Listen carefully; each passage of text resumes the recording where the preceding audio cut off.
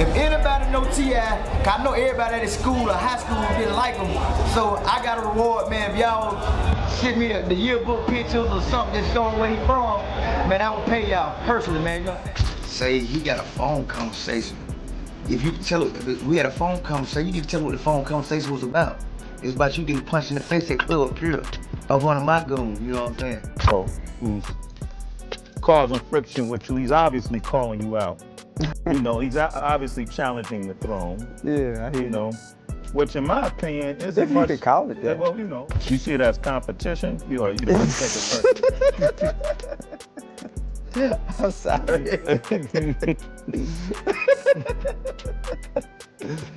The tale of T.I. and Shawty Lo is one of those crazy moments in Atlanta hip-hop that shows how quickly respect can shift into rivalry. In the beginning, both were recognized as hometown figures representing Bankhead, each making a name for themselves in different ways, T.I. through his music and Shawty Lo through his street influence. I don't hate Tim, you know what I'm saying? He's a great rapper. I'm from the streets for real, that's what I do for real. I'm on Bankhead for real. 2016. He's talking about y'all come and do something, where we at right now. What makes this beef stand out is that it didn't just stay confined to the booth with a few diss tracks. It spilled over into interviews, performances, award shows, and even full-on chaos in the streets. To really grasp how it all got this messy, you have to go back to the early days before the tension finally boiled over. Oh, you were saying T.I. was a rat. Well, yeah. Man, everybody knows. Everybody knows. Back when T.I. was still grinding his way into the rap game, he wasn't yet the superstar people know today.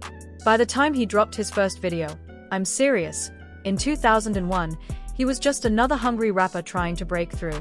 People even called T.I. a rat back then, something everyone seemed to know and talk about. A lot of the flashy cars shown in that video weren't his either. They actually belonged to Shawty Lo, who was already a known figure in the Atlanta streets. That little detail showed how close they were at the time, since Shawty Lo even appeared in the video himself, casually walking through a scene. Everything seemed cool between them back then. T.I. respected Shawty's position, and Shawty respected the young rapper chasing his dream. I know it's a lot of times, you know, you find yourself in positions around people who don't like you, but most of the time that's just because they don't like their damn self, you know?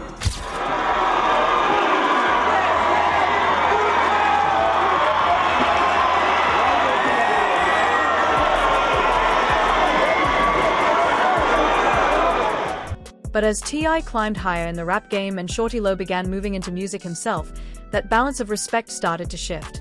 And not in a good way. When Shawty Lo stepped away from his group D4L to start a solo career, he naturally figured a collab with T.I. would make sense. After all, he had looked out for Tip back in the early days. By then, though, T.I. was a Grammy-winning superstar sitting at the top of the South. So when Shawty reached out, T.I. turned him down, saying he just wasn't feeling the song. A song called Let's Get It that T-Lap would've got on. What might have seemed like a small thing to T.I. cut deep for Shawty Lo, who felt brushed off and disrespected. This was where the seeds of the feud were really planted. From Shawty's perspective, he had looked out for T.I. back when he didn't have to, and now that Tip was on top, he was acting brand new. But from T.I.'s side, it wasn't personal at all. At first, he didn't even realize this was the same Shawty Lo he had once gone to for guidance while he was still hustling. It's called all kind of gun, convicted theft. Remember the server? Go serve a year later on. You can't buy your way out of bed. But once Tip connected the dots, he still stood firm on not doing the track. What could have... I mean, I never looked to gain acknowledgement or recognition by mentioning anyone else's name. It was an issue with me and another person. It was an issue with me and another person. It wasn't a publicity stunt or a marketing tool. The charges were heavy, and with his criminal record, T.I. was facing the possibility of a decade behind bars.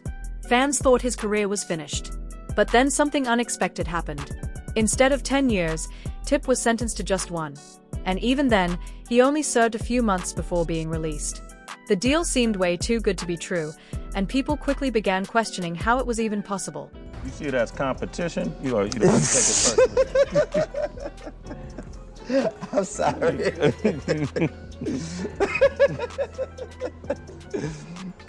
Shawty Lo saw an opening and started hinting in interviews that T.I. must have cooperated with the feds to land such a light sentence. He never said it outright, but the implication was clear. he was calling Tip a snitch. And in hip-hop, that's one of the worst labels you can carry. The rumor stuck to T.I. for years, even when he tried to brush it off. But Tip wasn't about to just sit back and let Shawty clown him unchecked. On his 2007 hit Big Things Popping, many believed he threw subliminal shots at Shawty, mocking rappers who once laughed at him but were now begging for collabs. If anybody know T.I., I know everybody at school or high school didn't like him. So I got a reward, man. If y'all send me the yearbook pictures or something that's showing where he from, man, I will pay y'all personally, man. You know what I'm saying? Whether or not it was really aimed at Shawty, the streets took it that way, and it only poured more fuel on their growing feud. Around the same time, T.I. did an MTV interview where DJ Sway asked if Shawty Lo was even a competitor. Tip laughed it off like it was a joke, saying he didn't need anyone's name to get attention. That kind of dismissal cut Shawty deeper than anything. Here was T.I., the man he once supported, acting like Shawty wasn't even on his radar. This one original from Bankhead, man. You know what I'm saying? We won't know, man. How you seen T.I.? How you seen him? Y'all gonna try to keep talking about y'all. Well, we won't know, man. How y'all seen T.I.? Is he from Bankhead? Man, we ain't seen no wearing these bricks, man. For real, man. Shawty Lo decided to go all in. He began openly questioning T.I.'s authenticity, targeting the very core of his identity, his Bankhead roots. Tip had always repped Bankhead proudly in his music, but Shawty called it all fake. He claimed nobody in Bankhead even knew T.I., accusing him of fabricating his entire backstory. Then Shawty dropped his diss track Done, firing direct shots with lines like, "Dude said he from the west side." Well. Hey, look, we gonna ride on up to the top of Baker Road, and then we gonna ride back down. I lead the way. That lyric landed like a bomb, sparking non-stop debates about whether T.I. was really from where he claimed. To take it further, Shawty even filmed himself driving through Bankhead, putting locals on camera and asking if they knew T.I. The footage was embarrassing for Tip, making him look like a stranger in the very neighborhood he always rapped about. At that point, this wasn't just rap beef anymore, it was a direct attack on his credibility as both a man and an artist. News: an exit ramp on I-285 is back open after a deadly crash in South Fulton County.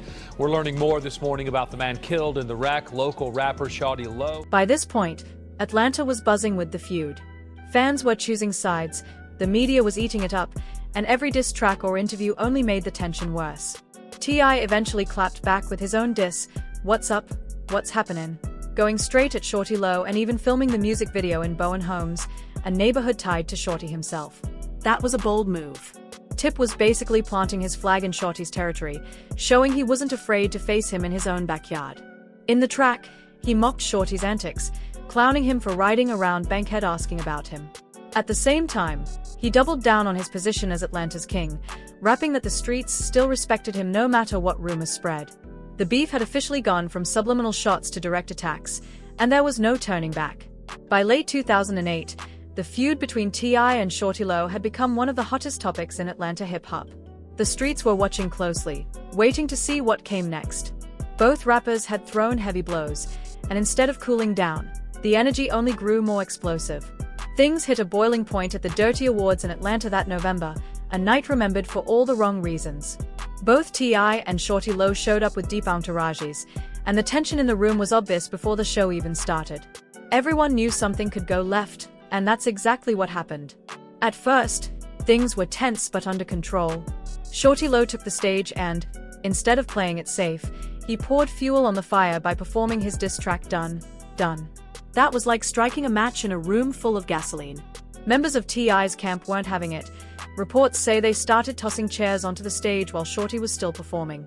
Security had to rush in, shutting the show down temporarily to keep it from exploding into a full-on riot.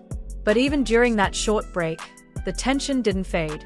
Word is that T.I. and Shawty actually crossed paths backstage. For a moment, it looked like they might squash things.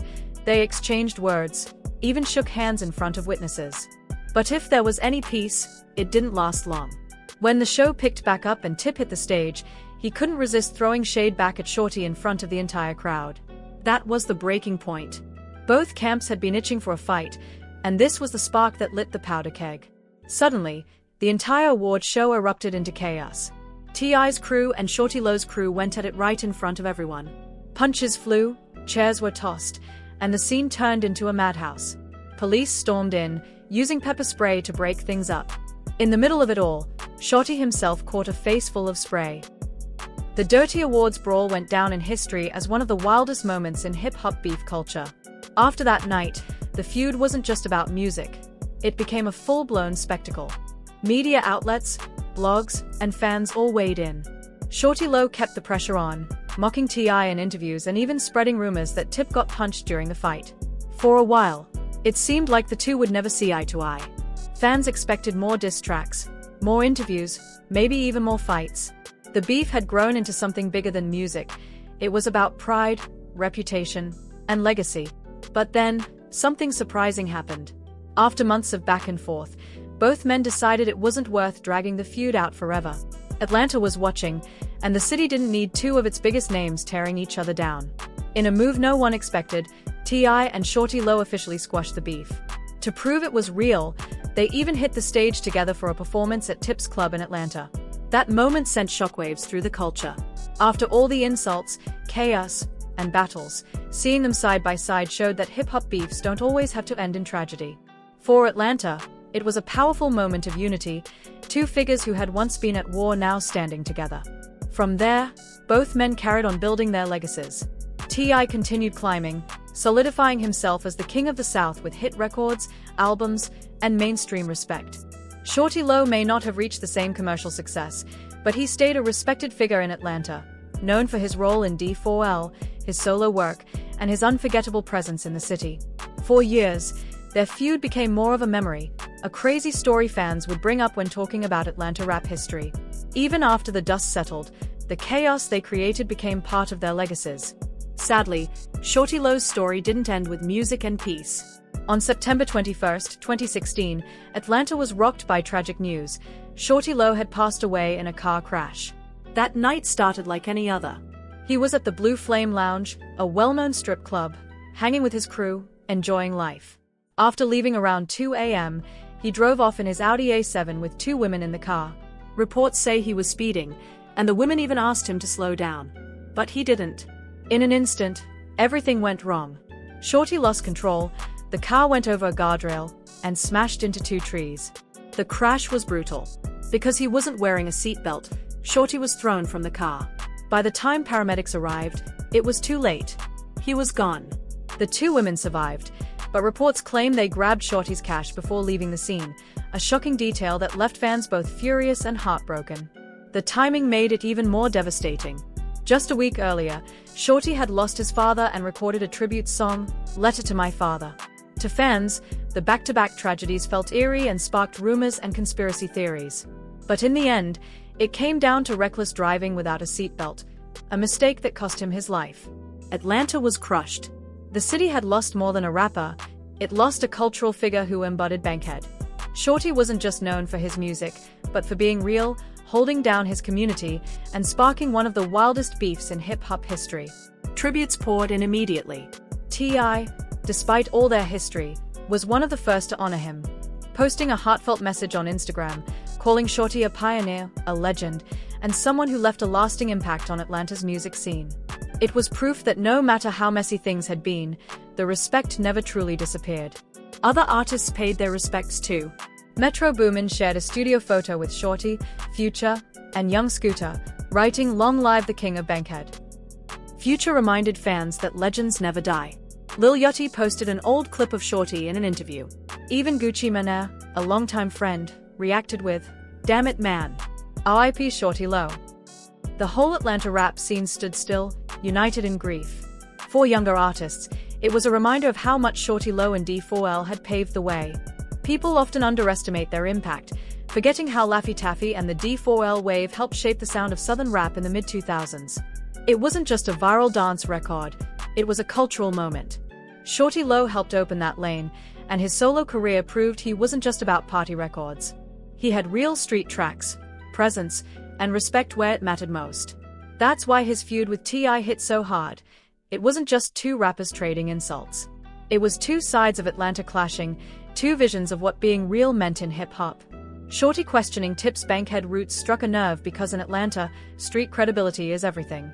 And Tip firing back with diss tracks and videos shot in Shawty's own territory only raised the stakes. The Dirty Awards brawl took it nationwide, making headlines everywhere.